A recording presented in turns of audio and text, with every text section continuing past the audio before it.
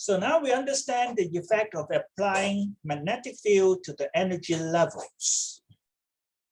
We saw that the degeneracy hiding behind the quantum number m is now removed by the external magnetic field.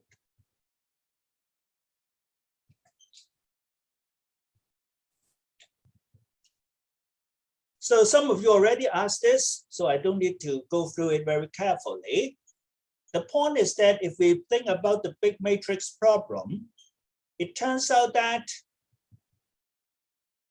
this basis set of the atom problem alone is also the set that makes the whole Hamiltonian diagonal. So even after we add in the extra term, in these spaces, it is automatically diagonal.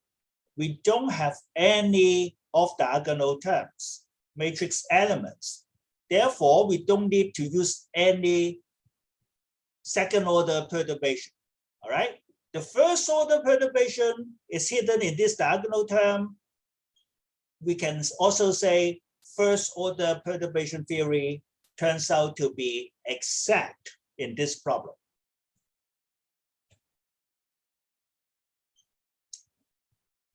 I already said that, okay? So some of you just asked, why didn't I use degenerate perturbation theory to start with? It so happens that I don't need to because all the things are zero. I have already taken that part and do it exactly. So let's go back to the effect on spectrum. So here is the effect. So pay attention to the effect now. On the left-hand side, no external field. I'm thinking about, for example, 2p transition to 1s. So I have p state originally with m equals 1, 0, minus 1, they're all degenerate. The 1s, L is 0, M is 0 only, so there's only one state. So without the field, you get one transition, and therefore one line here. I call this frequency omega 0, or without the h bar, f0. Now the physics kicks in. You apply a field, the M degeneracy is now removed. Okay, the spacing is mu BB, tiny, but I have to draw it bigger to show you the phenomena. And now there's one piece of physics that I claimed here, and then we have to wait for a few weeks before I explained it, the mathematical reason behind this physics to you. It is called selection rule. 选择规则啊，选择规则. It governs what transitions are allowed. So the selection rule here is that delta M, the quantum number, the third quantum number, the change of it can be 0, is okay, allowed. +1 is okay, -1 is also okay. So thereby, after the splitting, 1 to 0 is okay, 0 to 0 is okay, -1 to 0 is okay, all right? So I will just take this rule, so-called selection rule, and apply it here. The physics will be made clear a bit later when we do time-dependent perturbation theory. So bear with it for the moment, take it as given. Now we see the effect. One spectral line goes into 3 very close nearby spectral lines in the presence of an external B field. The splitting in frequency, angular frequency, is mu BB divided by h bar. Mu BB is an energy, so divided by h bar is the angular frequency, all right? One to the right higher one lower, but lowered by a little bit.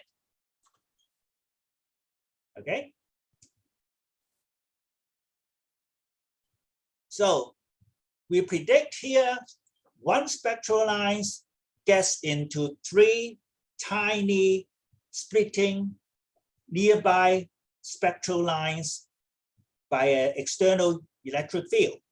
And this effect goes into the name of Zeeman effect. And this particular number, 1 goes into 3, is called the normal Zeeman effect. Notice that I put a quotation mark in normal because there is a funny situation here.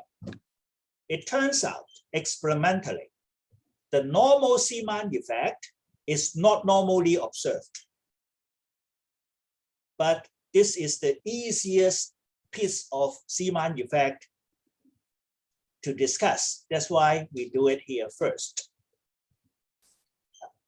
We will gradually get to the point why we need to consider another type called enormous Zeeman effect a bit later. So let's consider another situation. So I have a D state, make a transition into a P state.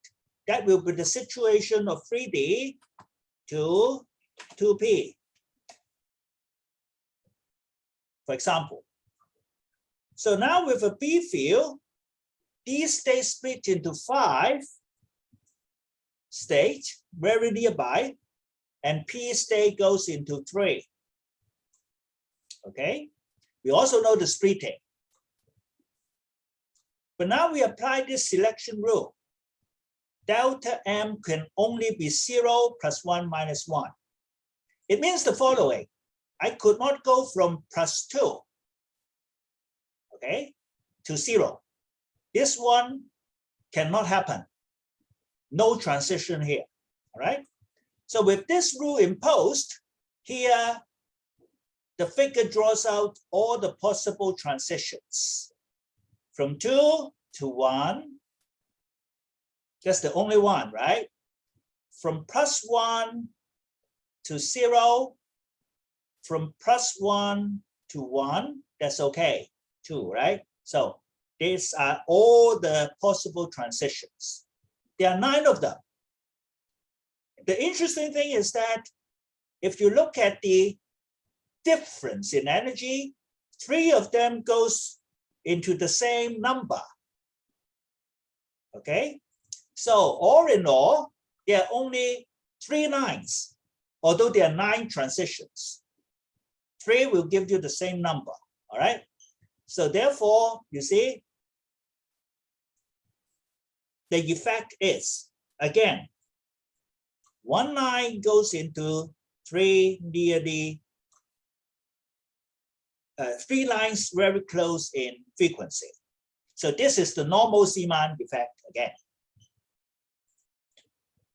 So this normal Zeeman effect earned Zeeman, I think, a very early, maybe the 2nd Nobel Prize, together with Lorentz. The Lorentz transformation, Lorentz, okay? So that is an early, very early contribution, even well before quantum mechanics was established. So this is the normal Zeeman effect, summarizing. 1 line goes into 3 lines. The splitting is meant to be tiny. If this is some 5 eV, something like, this will be 10 to the -4 eV, plus minus. This was 1896. Now, I would like to explain to you why I put quotation marks here. The reason is, experimentally, we observed something even more interesting. First of all, Zeeman was right. one spectral line in the presence of magnetic field will split into several. That's fine. That's the Zeeman effect. But the number three lines, this phenomena is not often observed. It is observed only in some particular atoms, for example, helium. All right. However, in many other atoms, including hydrogen, the splitting is not into three lines, but into very interesting things. Like here, there are situations into 4 lines. You see the square, 6 lines, maybe 10 here, okay? And sometimes 3, all right, okay? Now, what is the physics? What have we ignored? Remember, so far, we only consider orbital angular momentum effect. Ignore the spin.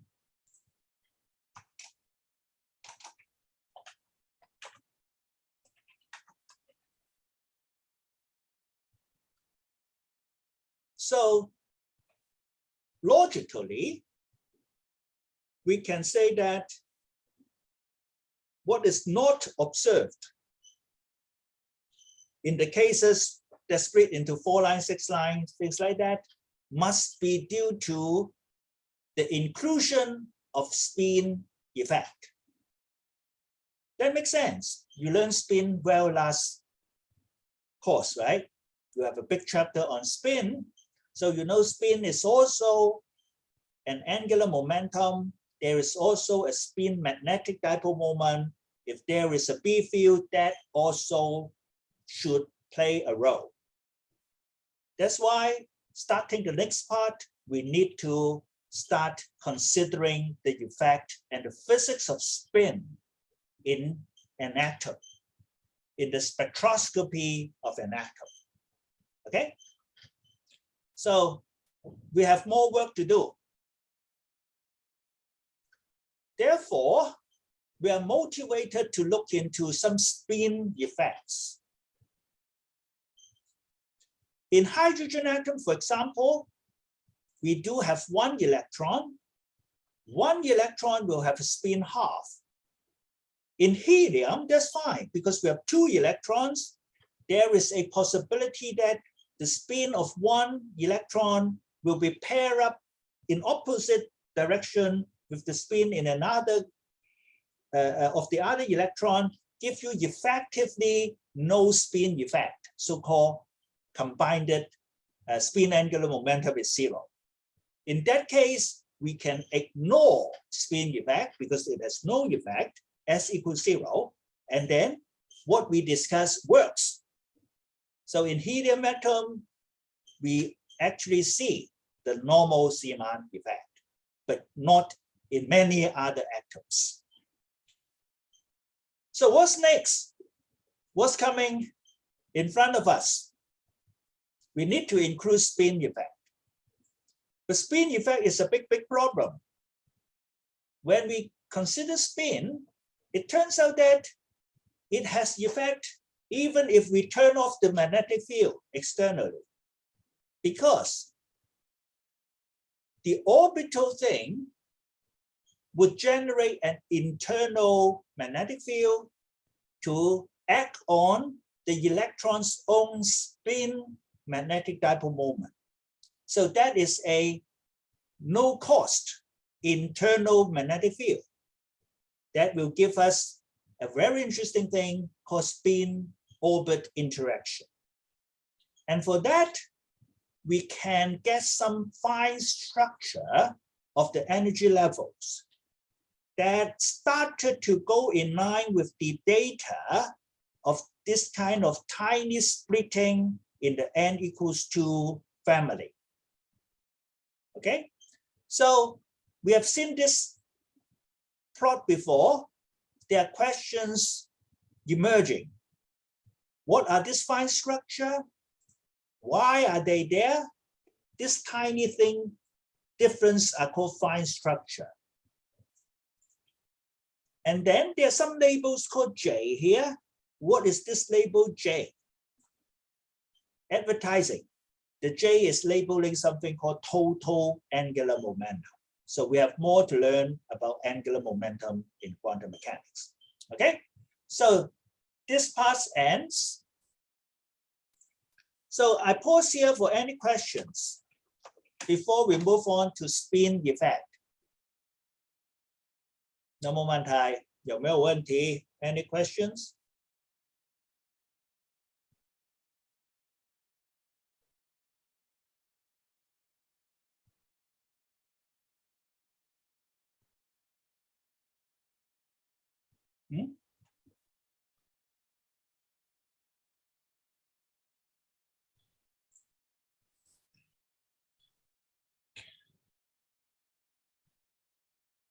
So there was a question to me. So am I talking about is B field interacting with B field?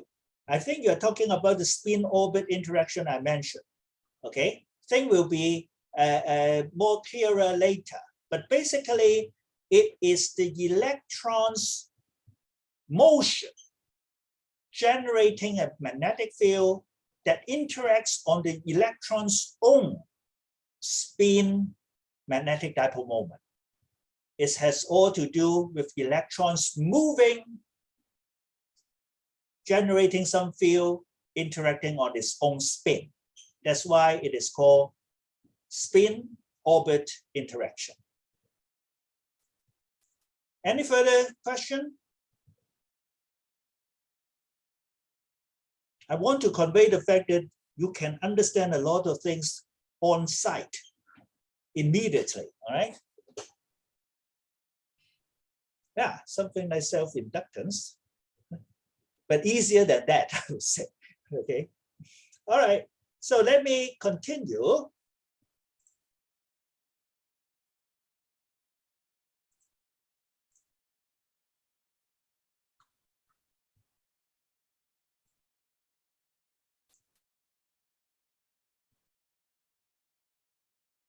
You see the screen?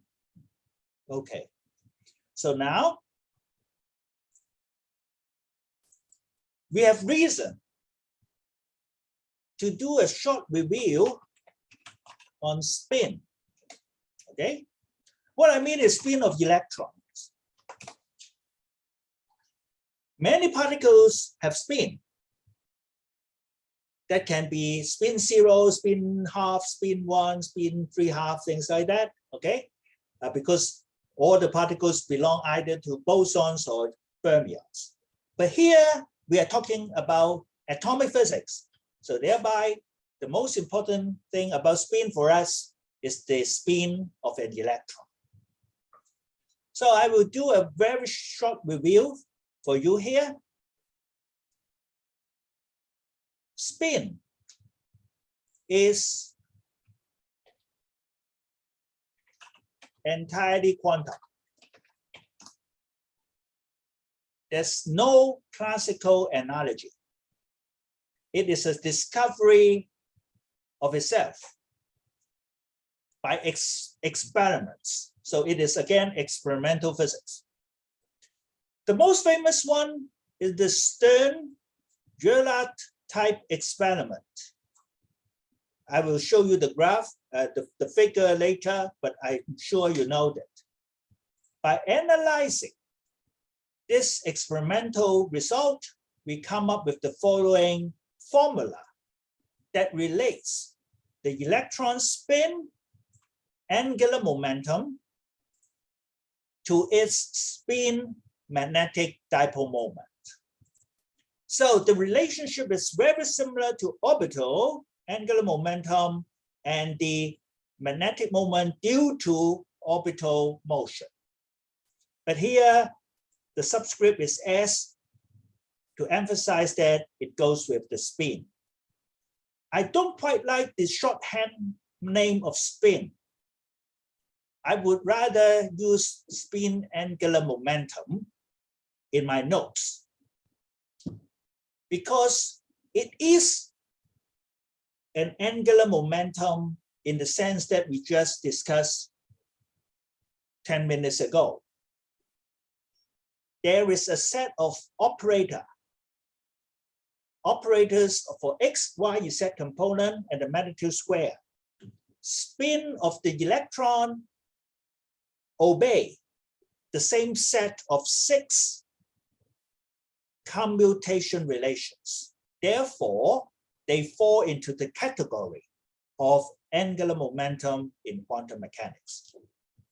Experimentally, it was found magnetic dipole moment due to spin is related to S through the following thing. There's a minus sign, again, due to the charge minus E assigned to the electrons, the charge divided by the mass of the electron. This is for electron mass. For other particles, this thing may not be the electron mass, but we are focusing on the electron. Okay. Notice that the difference with the other expression in orbital thing is that we don't have a 2 here. No 2 here, right? No factor 2.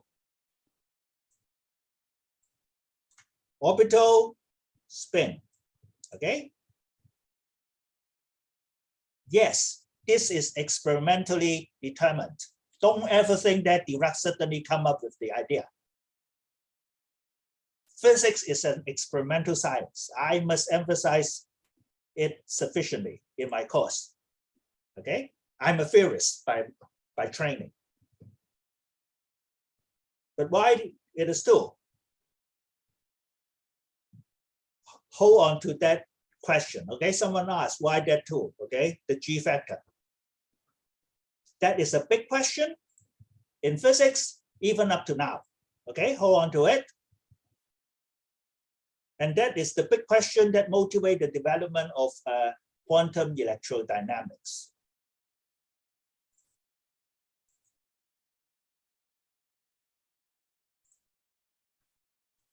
Then another thing, what if physics is, what about theoretical physics?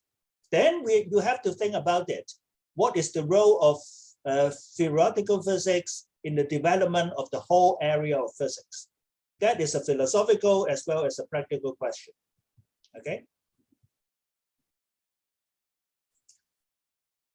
Your questions get into philosophical discussion, and I will not do anything further there. All right. Okay. But I would like to stress one more time: physics is an experimental science. Right. So now it is very often we want to write things in a uniform way. Therefore, often it is right as there's a G factor inserted, and then with the 2 also included to make the form uniform.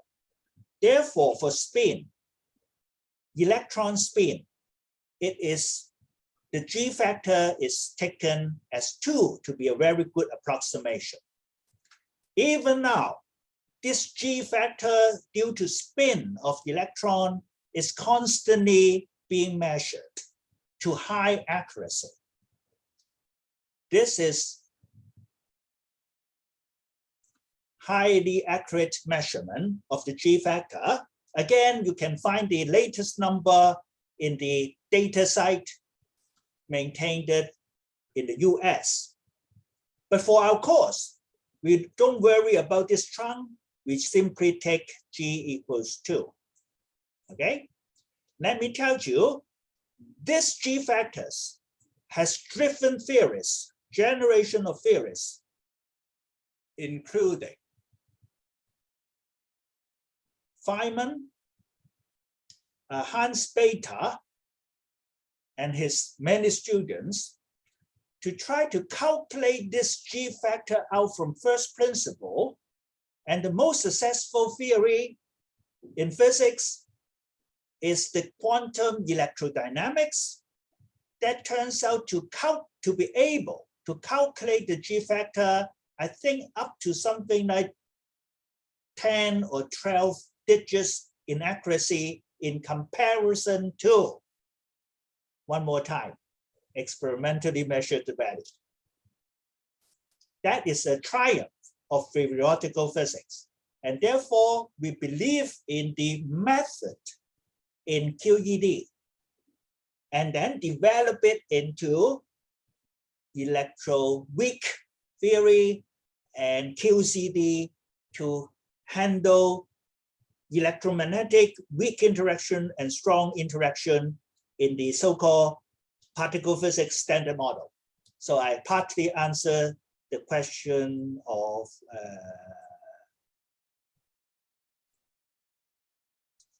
Mr. Choi, right? Okay, so here for us, very simple, G factor is 2. So let me summarize what was found experimentally. Through these experiments,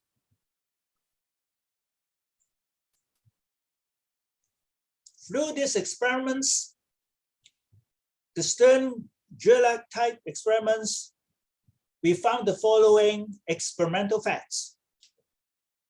When we use the relationship of the magnetic dipole moment due to spin to analyze the experimental results, we found the following. The spin of an electron has a constant magnitude. Square root 3/4 h bar is a constant only, one value. Always. Always means it doesn't matter the electron is a free electron, the electron lives in a hydrogen atom in my office here in the chemistry department or on the moon or somewhere out there in the universe. The electron spin, the magnitude of which is this same constant value. Secondly, spin angular momentum is a vector. It has components. So any of its component, say as we said here, can only take on two values, plus minus h bar over 2. So these are the experimental results of electron spin. With this, usually in the context of quantum mechanics, we usually want to write the spin magnitude into this form using a quantum number S. Comparing this with this number, we know that S is half. That's why everybody said electron is a spin half particle. It actually means this quantum number is half. Okay? Now, we also want to put it into standard quantum mechanics form. The Z component is a quantum number ms times h bar. With S is half, ms can take on from plus s instead of 1 to minus s. That is plus half minus half. Okay? The spacing here is 1. Different by 1, I mean. Okay? So these are the experimental facts.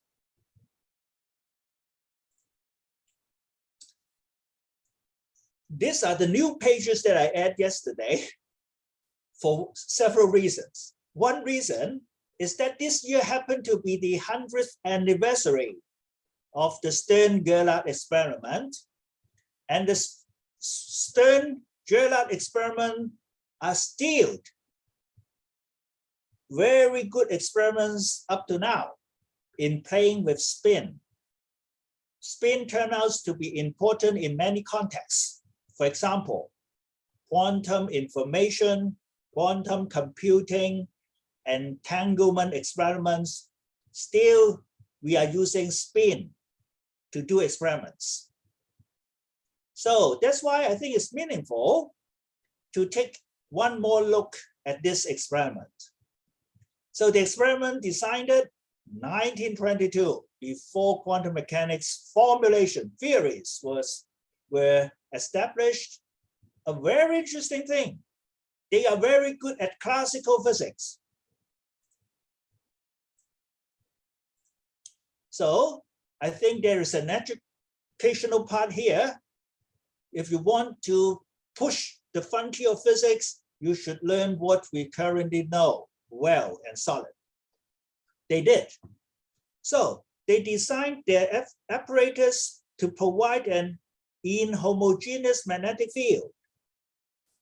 By that, classically, the field lines, not so dense here, denser there. So stronger field up there, weaker field down there. Okay, inhomogeneous, 不均匀的，非均匀的。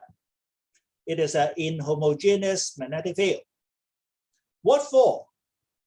Because classical electrodynamics says if you have a magnetic dipole moment in an inhomogeneous field, there will be a force. Then you look into your classical mechanics.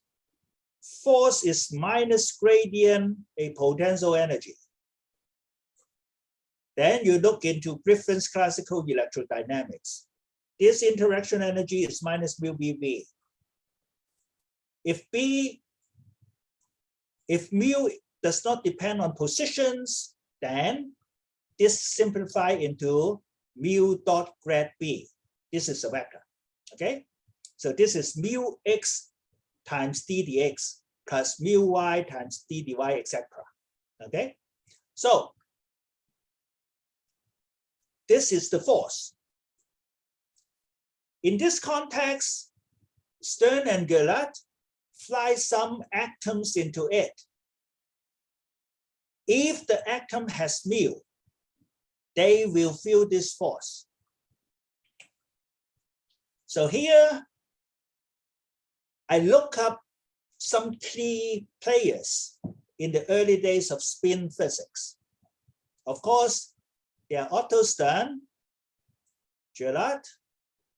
He got the Nobel Prize. He didn't.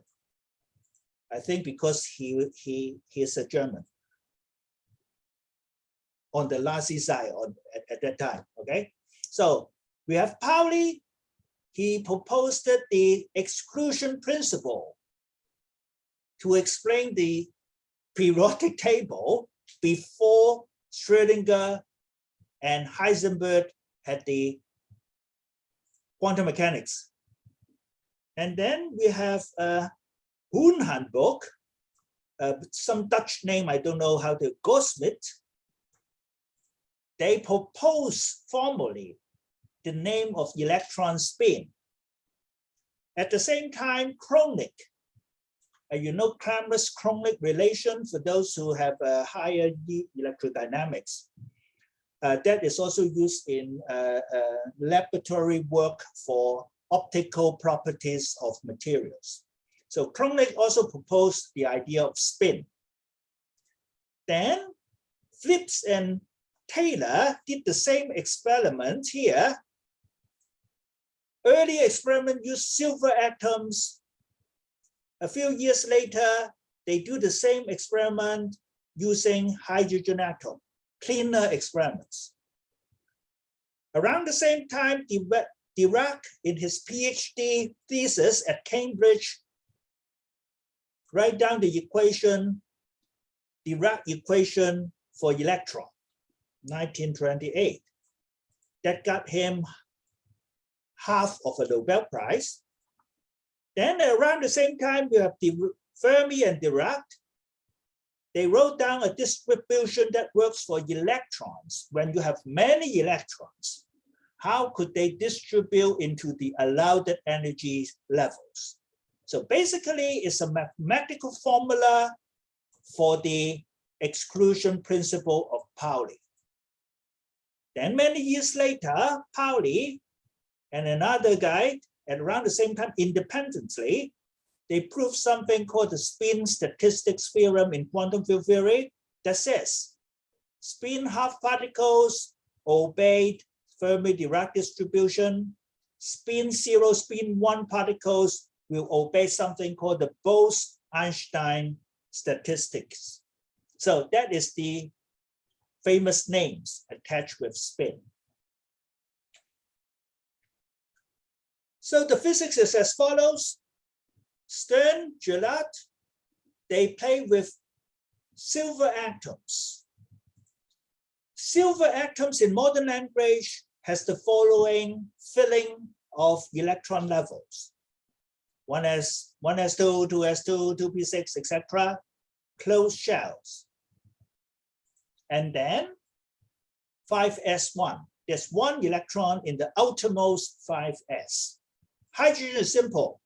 One electron in 1s. So both have one electron in s. S has L equals 0.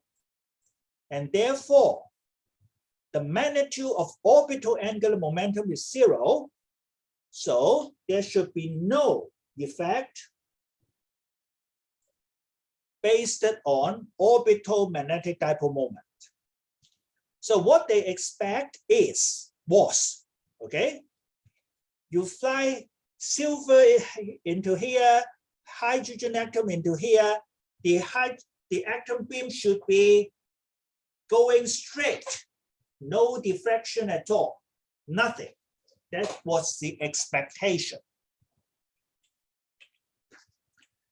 So this is the experiment, but it was found rather strangely, 1922, that you fly silver atoms, you fly hydrogen atom into it, two separate beams comes out. And this is the very famous Nobel Prize winning picture from the original Stern-Gerlach work. No field with a field down there, okay? So one beam goes up a certain amount, one beam goes down a certain amount. By measuring the amount go up, down, they get how strong the magnetic dipole moment of that atom is, okay? That dipole moment was not expected to be there. A new discovery, something strange. The fact that there are two values gets into the property I stated before, only two values for this Z component.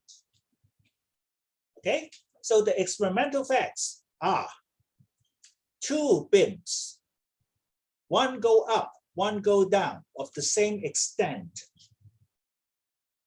We don't expect them to be there.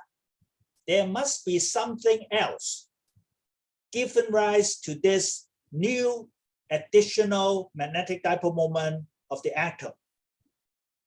We know there are electrons, a single electron at the outermost shell. Therefore, there must be another new angular momentum comes from the electron.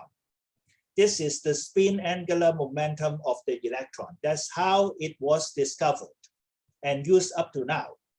Your hard disks are using the spin property. So the conclusion is that we need something new, electron spin. It is an intrinsic property of an electron. This word is important, intrinsic. In Chinese, Cantonese, 係固有嘅特性。固有的特性. It means the following. It is just like the electron's charge, electron's mass. It doesn't matter where it is. The property is the same, okay? In contrast, when we talk about the electron is in L equals 2, d orbit, it is a particular extrinsic situation. The electron is in L equals 2. Therefore, it contributes a certain orbital angular momentum. It is not a property belonging to the electron itself. Okay? So these are the properties I already emphasized, come from the experiments. In mathematical form, there are many ways to express it. If we use S, MS, two quantum numbers, then this is always half. This is plus minus half for the two Z components. In lazy language, very often we call this plus half one, the quantum number, okay? The value is h bar over 2 minus h bar over 2. We call this one so-called spin up, this one called spin down, okay? These are just jargon, sometimes confusing. And then in shorthand notation, your notes written by Professor Liu, I think he used this notation, chi z bar, for 1 0 column and 0 1 column, referring to the Pauli Z spin matrix eigenstate. In this course, sometimes I use alpha Z beta Z for 1 0 and 0 1. Okay, so just be aware of these different notations by different authors. You also have seen this vector model of angular momentum. So spin here, the length is longer than the Z projection. So this is longer than that. Therefore, it is inclined to the Z direction at some angle. Secondly, this cannot be in a fixed direction. If it were, then I could take the Z axis to this, then the projection will be longer than any of these observed values, contradictory. All right. Therefore, we have this kind of a cone thing. So the Z component is a constant. XY you do not know. The expectation value of XY components are separately 0, etc. You also learn this Pauli matrices formulation. Because this is the minimum mathematics, you have two projection in the Z direction, two eigenvalues. The size of the mathematics is therefore 2 by 2 matrix. Many people learned quantum mechanics, preferably using this 2 by 2 matrix, and learn a lot of quantum mechanics out of it. That's good. But in my opinion, there's also a danger to it, because maybe you think quantum mechanics is just small matrix problems. But more often than not, quantum mechanics matrix problem is infinite by infinite. So the Z component is also of interest. Earlier, I emphasized this relationship between the spin angular momentum and its magnetic dipole moment. Now you plug in the known magnitude, therefore we can also get a magnitude. We can also get a magnitude for the magnetic dipole moment due to spin. This is a constant, a number I think you should know. Okay, it says, due to the electron spin, there is a magnetic dipole moment of the following magnitude. Square root times Bohr magneton is 1.7 times, well, about 1.7 times Bohr magneton. Okay? It is a constant, a universal constant. It doesn't matter where the electron is. Okay? Let's stress one more time. Bohr magneton set the scale of how big magnetic dipole moments are in quantum mechanics. Because in an atom, you may have several electrons in the outer shell, each carrying such a magnitude of magnetic dipole moment. Maybe you have 4 outermost electrons, therefore you have the ballpark. At most, there may be 5 Bohr magneton or so. That is how big the tiny magnet of an atom can be. Right? You learn it in primary school, high school, right? Atom behaves like tiny magnet. How big is it? Now you have an answer, a few Bohr magneton. That is an educated, university level answer. All right? And more importantly, this atomic contribution will go into the big field of magnetism in solid states. And that is a big, big thing. You look at the periodic table, only a few elements are magnetic. Iron, cobalt, manganese, that's about it. Okay? But they are very useful. You need it in many motors every day. You go onto the school bus, there are many motors. The door opening, you know, a lot of things, all right? And then you use your hard disk, a lot of magnetic thing in it, okay? So you better know the quantum origin of magnetism comes from electron spin. It is a high-level common sense that physics students should know, okay? So, second point, how about the Z component of electrons spin magnetic dipole moment, mu s Z component. Now, asymmetrical moment comes, okay? It is this constant times the Z component of spin. We know this is plus h bar over 2 minus h bar over 2, all right? Multiply everything in, very simple.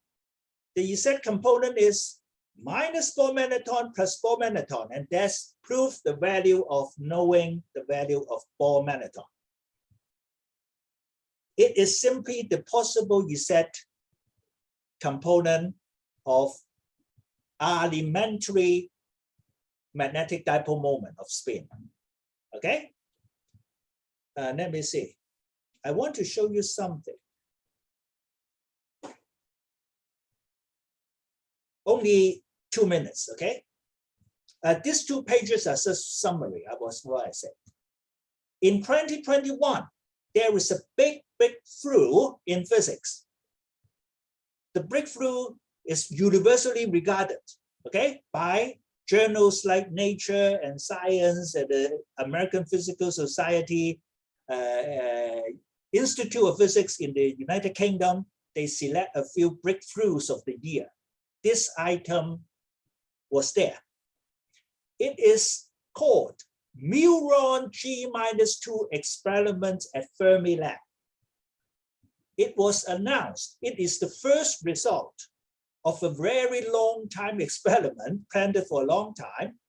It was published April 2021. What they're measuring is muon. Muon is the cousin of electron in the standard model. Muon has a spin. Therefore, it has spin magnetic dipole moment. In the formula, there is a G factor for muon. They want to measure how different is this G of muon from 2. This is called the G-2 muon experiment. This is the collaboration, not so big in terms of modern work in an accelerator physics. It is called the muon G-2 collaboration. So I cut the abstract for you. They are measuring something called G-2 divided by 2. Okay, so they want this number called A muon. Okay, so I remind you this. In the standard model, there is a sector called the muon sector. There are 6 particles: electron, muon, tau, and the neutrino of electron, muon, and tau. So these 6 things are the lepton family. Of course, each has an antiparticle. So the experiments was done on mu plus, muon positive muon. They measure G-2. Okay? Therefore, they need to measure G. Here I quote you what is expected from theory and what was measured by this Fermi Lab experiment. Okay? They are very excited, and everyone is very excited for the following reason. There are significant deviation. Well, for us, no, right? It's good up to here. Okay, so for layman, they are fine, equal. But for the physicists, maybe some students here, they were happy to see this different from that. Okay, and the significance turns out to be important because they claim the deviation is now of confidence level 4.2 sigma. They're waiting accumulated data to get at 5 sigma, then they could announce the discovery of something wrong about the standard model. So this is physics hinting at some new physics beyond the standard model by measuring the spin of muon, the G factor. Okay, so there are some new things going on now. So I think I better stop here. I will stay here. The next time we will consider the general quantum physics of angular momentum, just according to the 6 commutation relations. After that, we have better sense of angular momentum. We couple the 2 angular momenta together. Electron spin, electrons orbital, angular momentum, we have this spin-orbit interaction. In handling that term, we need to define total angular momentum, the 3rd angular momentum we will encounter in quantum mechanics. That will solve the perturbation term easily. Okay, so that is the scheme. And then we will go back to Zeeman effect. Apply a field, we know now is more complicated. There's spin, they're orbital, they may couple into a total. So the external field may couple with this angular momentum. So that is the development of this module in the first part. All right. So I will see you after the lunar, the Chinese New Year. So have a happy Chinese New Year. I will stay here to answer any question that you may have.